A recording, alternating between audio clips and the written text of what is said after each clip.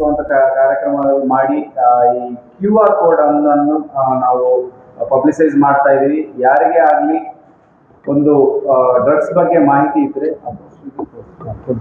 Drugs ಬಗ್ಗೆ ಮಾಹಿತಿ ಇದ್ರೆ ಅವರು QR ಕೋಡ್ನ ಸ್ಕ್ಯಾನ್ ಮಾಡಿ ಮಾಹಿತಿ ತಿಳಿಸಬಹುದು ಅಂತ. ಅದರಲ್ಲಿ ಅವರು ಹೆಸರು ಮತ್ತು ಅವ್ರ ಫೋನ್ ನಂಬರು ಗೌಪ್ಯವಾಗಿ ಇಡಕ್ಕೆ ಅದರಲ್ಲಿ ಫೆಸಿಲಿಟಿ ಇದೆ.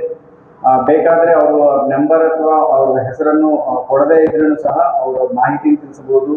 ಘಟನೆ ಎಲ್ಲಿ ಆಗ್ತಾ ಇದೆ, ಡ್ರಗ್ಸ್ ಎಲ್ಲಿ ಮಾರಾಟ ಆಗ್ತಾ ಇದೆ, ಕನ್ಸಂಪ್ಷನ್ ಏನಾದರೂ ಆಗ್ತಾ ಇದೆ ಅನ್ನೋದಕ್ಕೆ ಲೊಕೇಶನ್ ಸಹ ಅವರು ಕೊಡಬಹುದು. ಸೊ ಈ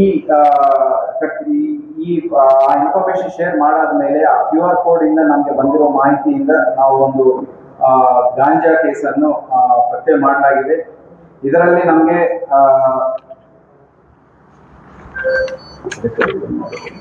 ಸುಮಾರು 1 ಕೆಜಿ 655 ಗ್ರಾಮ್ ಗಾಂಜಾ ಸೊಪ್ಪು, ಸುಮಾರು 2 ಲಕ್ಷ ವರ್ತ್, ಮತ್ತು 23 ಗ್ರಾಮ್ ನಷ್ಟು ಹೈಡ್ರೋ ಗಾಂಜಾ ಅಂದ್ರೆ ನೀರು ಹೈಡ್ರೋಪೋನಿಕ್ಸ್ ಮೂಲಕವಾಗಿ ಬೆಳೆಸುವಂತ ಗಾಂಜಾ. ಇದು ಸುಮಾರು 2,30,000 ವರ್ತ್. ಮತ್ತು ಇದಕ್ಕೆ ಬಳಸ್ತಾ ಇರುವಂತ ಒಂದು ವೆಹಿಕಲ್ ಫಾರ್ಚುನರ್, ಸುಮಾರು 40 lakhs ವರ್ತ್ ಫಾರ್ಚುನರ್ ಅನ್ನು ನಾವು ಸೀಸ್ ಮಾಡಲಾಗಿದೆ. ಇದರಲ್ಲಿ ಅಕ್ಯೂಸ್ಡ್ಗಳು ಮುಖ್ಯವಾಗಿ ಸತೀಶ್ ಹೈನುಗಾರಿಕೆ ಕೆಲಸ ಮಾಡುವವರು, ಕುವೆಂಪು ನಗರ. ಪ್ರಮೋದ್ 28 ವರ್ಷ ಪ್ಯಾಕಿಂಗ್ ಮೆಟೀರಿಯಲ್ ಮಾಡುವಂಥವ್ರು.